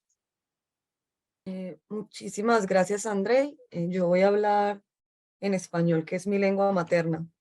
Y como colombiana, yo quisiera empezar esta presentación indicando que yo tengo muchísima influencia del pensamiento ambiental latinoamericano, de la filosofía ambiental desde acá, que reconoce que los problemas ambientales no están en los ecosistemas como tal, sino en las relaciones que las construimos las comunidades humanas con ellos. Entonces las soluciones y las respuestas reales deben tener en cuenta las culturas y apostar por unas transformaciones culturales. En ese sentido, yo creo que vale preguntarnos entonces actualmente cuál es el sentido actual de la conservación, por lo cual yo realmente celebro que se estén haciendo estos webinars, al cual agradecemos la invitación y por supuesto la iniciativa en general, porque es importantísimo revisar por qué lo que estamos haciendo no funciona. Y esto en la realidad concreta nos lo demuestra la profundización de la crisis ecológica y de las injusticias ambientales. Y para eso entonces voy a partir de una premisa aprovechando lo que habían indicado las personas que me antecedieron, y es que muchas veces las políticas de conservación no necesariamente riñen con el extractivismo. A veces parece que lo hacen más aceptable, pero no están cuestionando unas bases coloniales, unas bases patriarcales de destrucción ecológica y que tienen unos impactos diferenciados en los pueblos. Un ejemplo de esto es la imposición que mencionaban de áreas protegidas que han desplazado pueblos indígenas, por ejemplo, recordemos Yosemite, Yellowstone, y aquí en Colombia, la primera área protegida. Y este es el caso de los mercados de carbono, next please, que en Colombia han tenido un aterrizaje bastante fuerte, como podemos ver en esta diapositiva, pero yo no voy a ahondar en el funcionamiento de los mercados de carbono, simplemente partir de la premisa de que pues no están resolviendo ni atacando las bases de los problemas ecológicos, y que uno de los asuntos que se ha privilegiado desde los mercados de carbono han sido los proyectos Red más. Next, please. aquí vamos a intentar hacer una aproximación desde las mujeres de lo que es Red Más en Colombia. Red, posiblemente todos lo conozcan, pero habla de la reducción de emisiones, de la deforestación y la degradación. Aquí vemos entonces que no se está hablando de detener la deforestación, la degradación, ni las emisiones en sí mismas, sino que haya menos emisiones derivadas de este sector. También el más hace alusión no solamente como a estos elementos, sino a formas que se consideran sustentables para manejar los bosques y del aumento del carbono forestal. Entonces, aquí hay una comprensión cultural de los árboles, de las selvas, de los bosques en clave de carbono. Y vemos acá un monocultivo. Este es un ejemplo real de un proyecto de reducción de carbono donde se ha reemplazado el bosque nativo por monocultivos forestales que, sin ahondar en los efectos que tienen en suelos, en comunidades, en aguas, no logran contribuir de forma sostenible tampoco a la crisis climática porque pues eventualmente son talados para otros fines. Next, please. Colombia tiene muchísimas condiciones para implementar Red Más. Acá, como vemos, el país nuestro, no solo en la Amazonía, sino en la zona del Pacífico, tiene una cobertura forestal de aproximadamente el 52% del país. Y también por la inserción que ha tenido en la División Internacional del Trabajo, donde es un país que no ha sido industrializado, la mayoría de emisiones provienen del sector AFOLU. El 31% específicamente de la deforestación y 59% de los cambios en usos del suelo. Next, please. Entonces, en Colombia ha existido una tendencia muy fuerte como a mercantilizar la naturaleza, y Red se ha implementado de forma alarmante en el país sin que haya unos datos precisos de cuántos proyectos hay porque no hay transparencia. Sin embargo, podemos decir que hay tanto proyectos jurisdiccionales, es decir, derivados de los mercados regulados de carbono, y proyectos en el marco de los mercados voluntarios. Esto se ha venido implementando en el país desde al menos 2013 y, como vemos, la deforestación no ha acumulado, no ha cesado. En esta gráfica podemos ver la deforestación acumulada en el país, que en los últimos años, con la implementación de Red, ha sido de más de 1,5 millones de hectáreas, que corresponde a más de la mitad de la deforestación en los últimos 20 años. Next, please. Y en esa medida se ha promovido Red como una forma de solucionar los problemas ecológicos, sociales y económicos del país, prometiendo a las comunidades indígenas y locales unos incentivos económicos por la conservación, lo cual realmente ha logrado impactar a muchas comunidades indígenas que han entrado en este tipo de proyectos. Next, please. Sin embargo, lo que han evidenciado sobre todo las mujeres es que esto ha generado muchísimas divisiones y conflictos comunitarios. Se puede también evidenciar que no se ha reconocido la capacidad de agencia de las mujeres y de los pueblos indígenas, a quienes se les está entendiendo como sujetos pasivos a los cuales se les lleva un proyecto por hacer lo que han sabido hacer siempre. Es decir, cuidar sus bosques y cuidar sus selvas, pero ahora con unas reglas de juego provenientes del norte global y provenientes de un sistema colonial que no ha tenido en cuenta el papel de las mujeres. Y esto empeora aún incluso dentro de las mismas comunidades, donde las voces de alerta que ellas han puesto es particular. Nosotras en los proyectos hemos visto que siempre han sido las mujeres, o predominantemente son las mujeres, quienes se oponen a estos proyectos, suelen ser criminalizadas y doblemente excluidas. Reflexiones de una mujer peruana decía que esto puede ocurrir porque las mujeres guardan más lo esencial. Incluso la colonización. Perfecto. La colonización ha pasado después por las mujeres porque éramos tan poca cosa, nuestros cuerpos eran tan nuestras mentes eran tan poca cosa, que la colonización se preocupó por tomar nuestros cuerpos, pero no tanto nuestros saberes.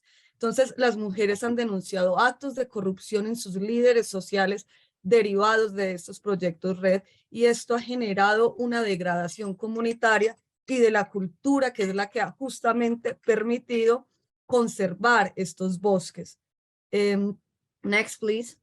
Además, como vemos, la deforestación ha continuado aumentando, pero está amenazando las bases tradicionales de los pueblos que han cuidado los bosques de este país. Para cerrar, solamente quería aquí traer, esto solo está en español porque es una foto de un brochure, un diagnóstico que hicieron las mujeres mismas de una asociación de mujeres indígenas en la Amazonía andina en Colombia. Identifica los proyectos red como una amenaza para su autonomía. Los proyectos red y los bonos de carbono, porque saben que no están deteniendo los proyectos extractivos. Acá las empresas pueden clamar carbono neutralidad por proyectos red, incluso en territorios indígenas. Entonces dicen que lo que están haciendo es convertirse en peones de las empresas extractivas para mantener el business as usual. Entonces, muchísimas gracias y de verdad que celebro que estemos reflexionando desde tantas partes del mundo sobre el sentido de la conservación para ver cómo hemos fallado como sociedad y cómo podemos enderezar el rumbo. Muchísimas gracias. Thank you very much, Andrea. Yes, now we shall pass to general discussion. So if you already write question in the chat, Prun will read such questions. If there are not such questions, please raise your hand and you may ask questions to our panelists. Thank you, Andrey. So there's actually one question already from Marie-Ange. So I think the question is for you, Bhola. So numerous of IPLCs people share few land, hectares, sorry for the number, if understood well. Would you say that there is that they have a common vision on this land? And do they manage the land in common vision? Would you discuss on the internal local challenge? Thank you very much. Marie-Ange, if I haven't read this out loud, perhaps you want to step in with verbally. No, you said it perfectly. Yeah. Okay. I wanted to know that they are numerous, they are from different origins, and then Bhola can say that they have a common vision. Thank you so much. Thank you. Yes, Maria. Actually, local communities, indigenous people, they sit together. But in case of the collaborative forest, there is a district forest office that is a government entity, which is creating difficulties, to ensure rights of common, indigenous people. Indigenous peoples, local communities are ready to, talk about their own forest, but because of that structural barrier, the decision is not implemented well. That is the condition. Thank you. So who wants to ask question, or if we have more questions in the chat? I think all of so apologies, even though I said 2 sentences earlier, I do not speak Spanish. I was just really well prepared. I think that in all of the text in Spanish, there were only presentations. So thank you very much, and introduction.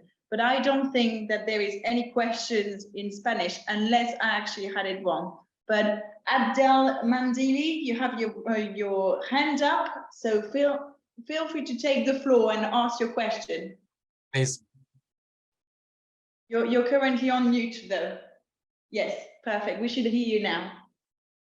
Hi, everyone. I'm here with Abdel Mandili. My name's Bianca Inez. We're sharing the call together, representing People's Planet Project and calling in from Papua New Guinea this evening.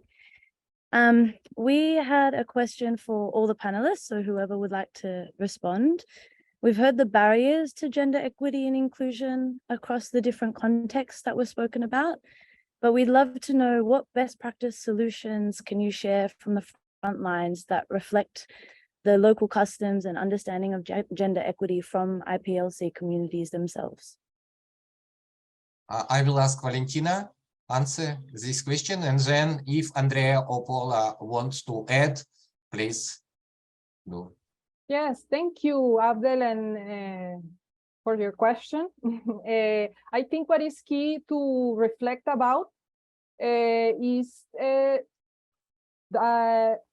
to have respect and promote the traditional practices solutions, including ecological local practices, respecting their cosmovision. I think some of us have mentioned in their presentations and thoughts that it is crucial to respect and create a legal framework to respect the cosmovision of indigenous peoples.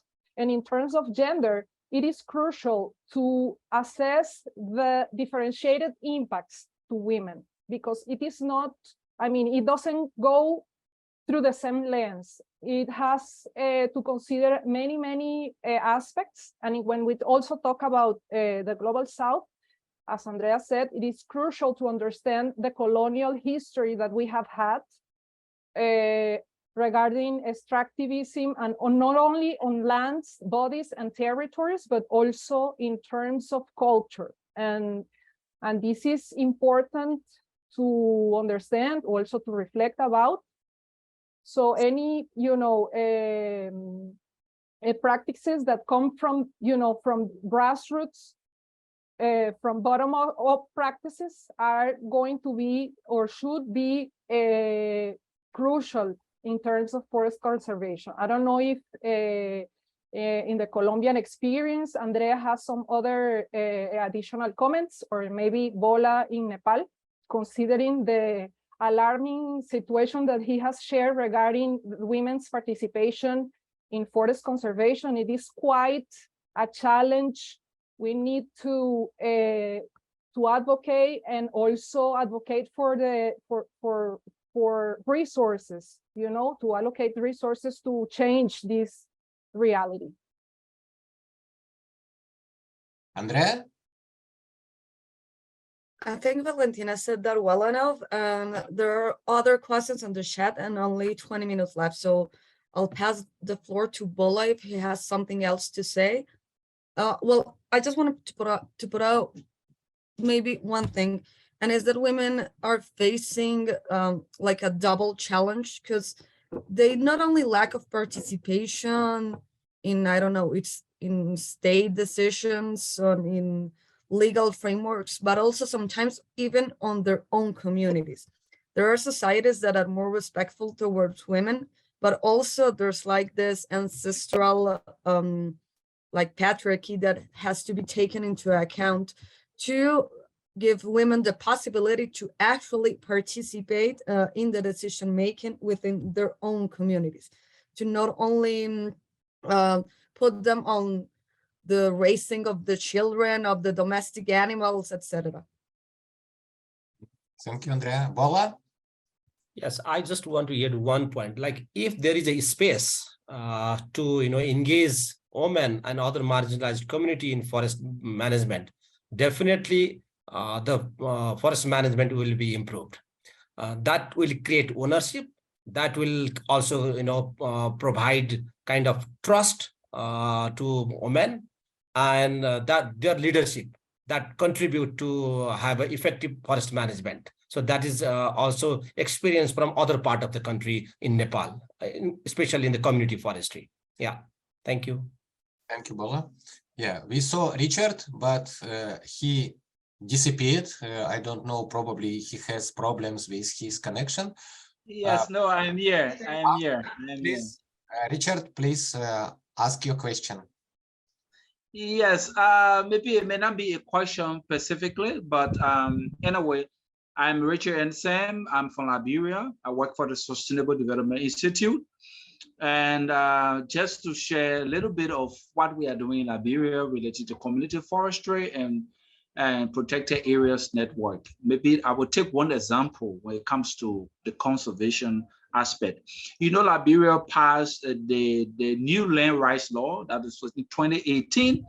So we have these new laws that gave communities a lot of rights and ownership to their lands. And there are also steps in the law that says communities should formalize their land to identify themselves and other steps along. But And previously, there were proposed protected areas, government proposed protected areas.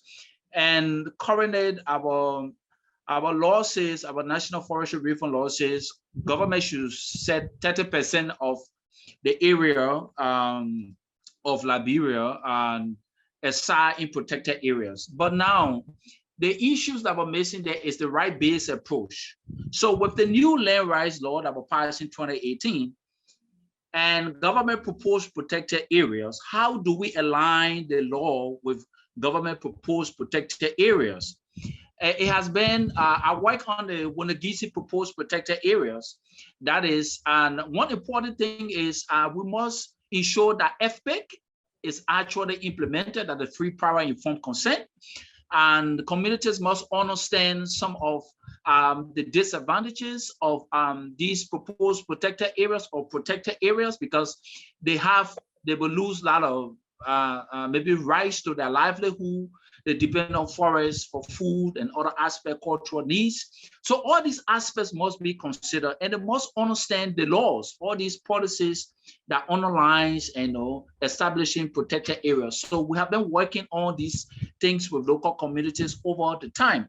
But an important aspect came in where customary land formalization was a major aspect, which is under the new land rights law. So we, from the civil society aspect, we say, okay, government, you cannot go ahead just establishing protected areas. You must be able to formalize communities' land. We must ensure their land rights. So in the framework of FPIC, and we told government, if you formalize communities' land, you must go back to negotiate with them and say, okay, we want to protect these areas, we want to protect these forests, and they must understand what it means by conservation, by protection, livelihood. Providing alternative livelihood has been one of the major things, because in conservation and sustainable livelihood, alternative livelihood has been one of the challenging things. That's been one of the underlying areas that makes conservation sometimes is not fulfilling, because communities want tangible results, from livelihood activities, and some of the livelihood activities are not sustainable. Communities are not seeing the benefits. So as a result, sometimes communities go back with to their old practices, on deforestation and so forth. So I've been working on a lot of issues in Liberia, but a standing point that came about is the Batzin Declaration. So most of the civil society organizations came together with government quite recently in this month, and we signed a declaration called the Batzin Declaration. That declaration recognized customary communities' land rights, tenure rights. That is formalizing their lands, recognizing their rights to their land, and going back, if you want to do conservation, negotiate with them, find sustainable alternative to some of the issues. Thank you for your comments. It is really very valuable, but we have several more people now, and we have only 15 minutes left. That's why I will pass to Gemar from Venezuela, and then there is a question from Paulus that Prune will read from chat. Gemar, please. You may speak Spanish. You're, however, on mute, so you need to unmute yourself. Please. Unmute, please. Guiomar, estás en mudo, puedes hablar en español. Thank you, Andrea. Guiomar.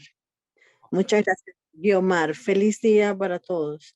Bueno, estas reflexiones son muy importantes porque es sumamente importante revisar el concepto de lo que entendemos como conservación. O sea, ¿qué debemos revisar de ese concepto y revisar sus orígenes? Porque así como lo dijo la compañera de Colombia, muchas de estas áreas protegidas están casadas con el proceso, con proyectos extractivistas justamente. Entonces, ¿de qué conservación estamos hablando? Una con equidad, con participación, con igualdad de género, ¿sí? Ese concepto hay que construirlo, pero y que forme parte de la gestión de nuestras organizaciones. Yo quería dar un ejemplo muy rápido sobre una iniciativa de un proyecto que lleva el ministerio de acá, se llama ecosocialismo, el que está encargado del ambiente junto con la FAO, pero hay una experiencia particular que le otorgaron una concesión a unos pueblos indígenas cariñas al oriente del país, y la gestión de esta empresa, de esta cooperativa, es dirigida por una mujer. Y esa empresa, esa iniciativa por parte de los pueblos indígenas ha sido de sembrar y el manejo del sotobosque, etcétera. Lejos de talar, lo que han ido es sembrando nuevamente, reforestando esa concesión. Entonces, diferente manejo a las otras áreas de esa reserva forestal. Por otro lado, nosotros como Frente Nacional Ecosocialista estamos impulsando, tenemos una tarea muy grande, que es impulsar lo que es el plan de manejo de un área protegida, que sí fue también iniciativa de los movimientos ecológicos e indígenas en Venezuela, que es el Parque Nacional Caura. Entonces, lo que sí hago un ejemplo partiendo de nuestra experiencia es que no es suficiente marcos legales. Hay que irse a la gestión, hay que irse al territorio. Eso es un poco lo que quería compartir. Muchas gracias. Yamar. Yes, Prune, please read question of Paulus. Sure. So the next question from Paulus Laura from FSC. What ways or tools can we use to include indigenous women into the forest conservation discussion and decision making? Thank you. That'll be a question for Valentina. I think you... Probably Valentina. Yes, thank you for the question. Well, you know, I think it is crucial to give them the voices, to give them the protagonism role in terms of, you know, access, power, decision making, addressing their specific and differentiated needs, and keep the concept of two concepts, I think, that are crucial to, you know, develop some reflections regarding this. First of all, respecting the cosmovision of indigenous peoples, the cosmovision of the different, ethnically different communities who protect forests. There is a Brazilian author that actually uses the term peoples-forest to refer to these actors, important actors, as a single, you know, unity in terms of, you know, creating and implementing measures to protect them. So I think it is crucial to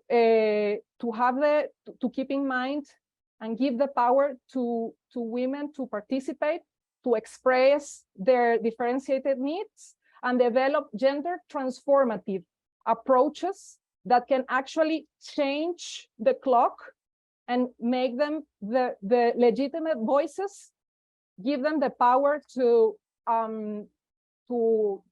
make actions. Of course, as we already discussed, this is an interesting space to reflect about this.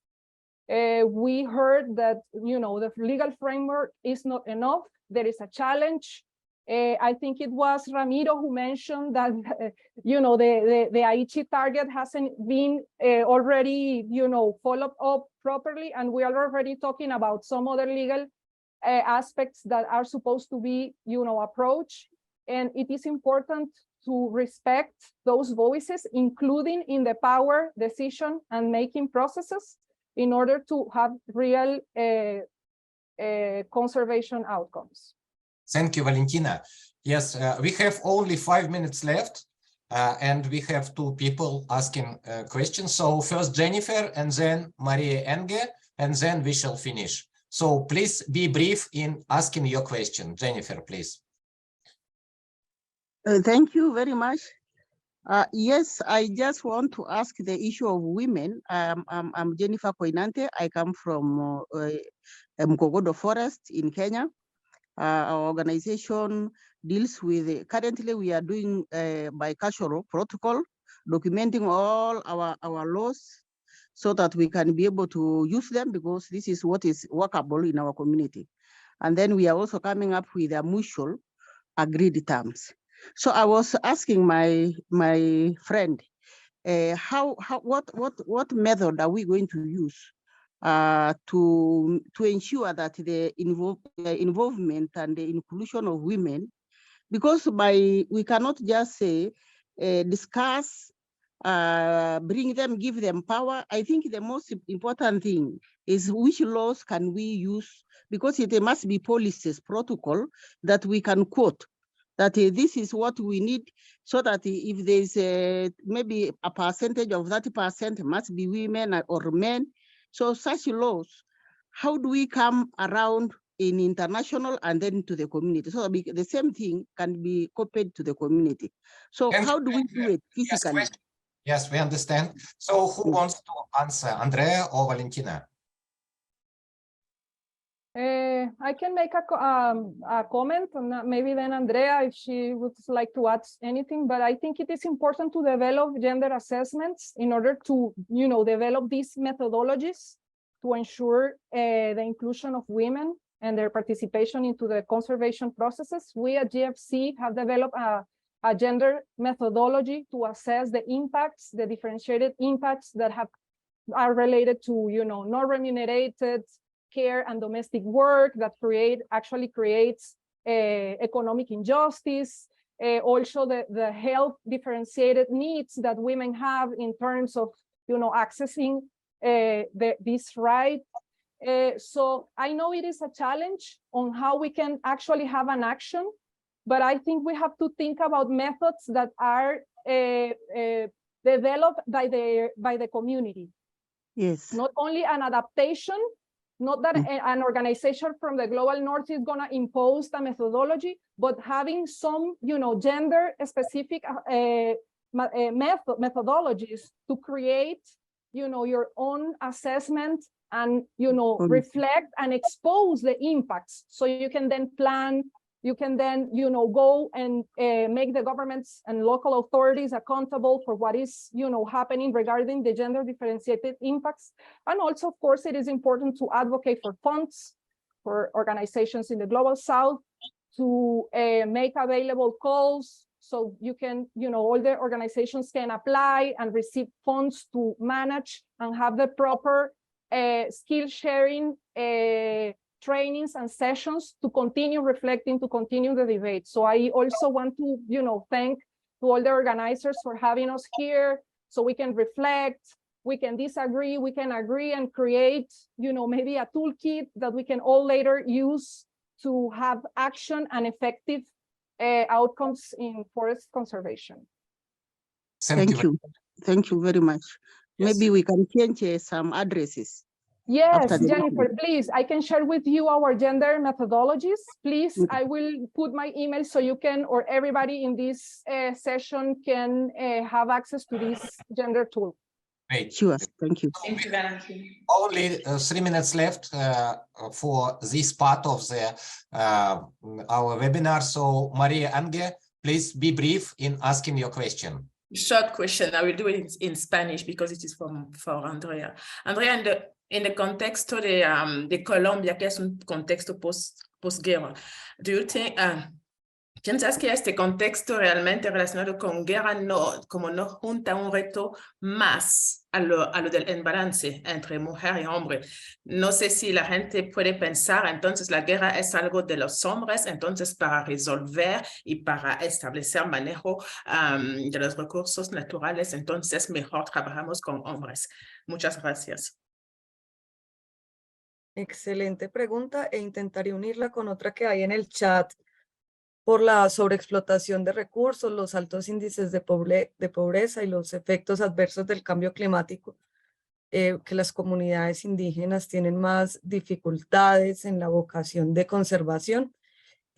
Sí, pues indudablemente la guerra en Colombia ha marcado la cultura política frente a muchos temas e incluso un lugar un poco común ha sido decir que después del acuerdo de paz en 2017 se ha incrementado la deforestación lo cual pues es cierto, pero no se le puede achacar al proceso de paz necesariamente, sino a otras contradicciones en el acceso a la tierra en el país.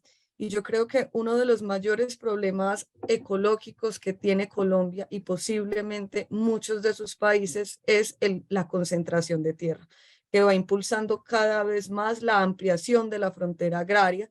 Y esa concentración aquí en Colombia es mucho para ganadería insustentable, para producción de palma aceitera. Y esa concentración de tierra, incluso cuando la estamos mirando con un lente de género, la brecha se hace muchísimo mayor. Entonces, aquí algo que resultaría ineludible como para mejorar el manejo forestal sostenible es reconocer el papel y la necesidad de otorgar tierra a quienes no tienen tierra, tanto al campesinado, pero a las figuras colectivas que tenemos en Colombia, para los pueblos afrodescendientes, pero también para los pueblos indígenas, que aunque conservan la mayor parte de esas tierras, tienen más o menos el 40% de las tierras con vocación forestal.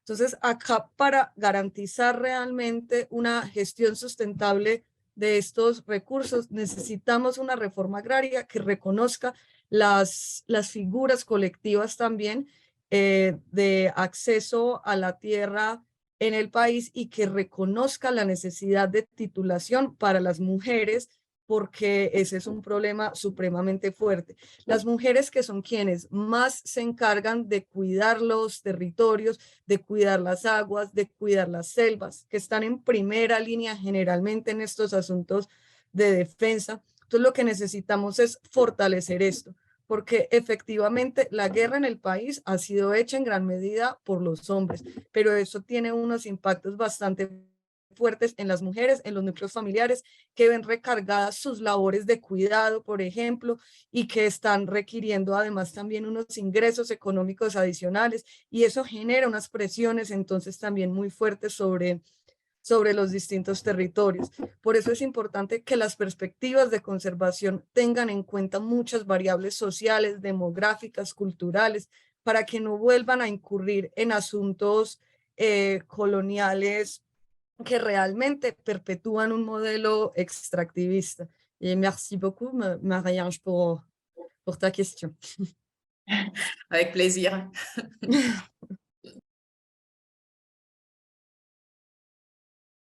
Thank you very much. Thank you, Andrea. I would like to congratulate audience for very good questions and also translators who helped us very much to understand this. And now I will pass to Prun. So thank you very much, Andrey. Thank you, everyone. So I know we haven't managed to actually cover all of the questions. So if there's any questions outstanding on the two topics, please feel free to send it to me directly, and then I'll pass it to the FCI partners and the panelists. But first of all, I wanted to say thank you so much on the behalf of all of the FCI partners. I would like to thank you, all of our moderators, Andrey and Mónica. You've done a sterling job. Our panelists, I know we had a bit of technical issue, but thank you, Cláudio, Cliff, Ramiro, Andrea, Valentina, and Bhola. And thank you very much for all of you who actually actively participated to that webinar. Apologies about that. I really hope, and we really hope, that you've enjoyed the conversation. As you will know, the next session is planned for the 17th of April to discuss the use of environmental law for forest conservation and reconnect, and also the topic of reconnecting national and international funding and governance to IPLCs and forest conservation. Those two topics are going to be moderated by the IUCN partner and also the IIBF partner. The last webinar is going to address on the 27th of April, the Grassroots Toolkit and the policy brief. And if it's not on already, just please remember to register for the next session, just because of the fact that otherwise I'm not being able to actually send you the email for the links. But finally, please take a look at the survey that I will be surely sending you by the end of the week to gather some feedback and additional material for the conference. I want to thank everyone who managed to participate, and I wish you all a very good day.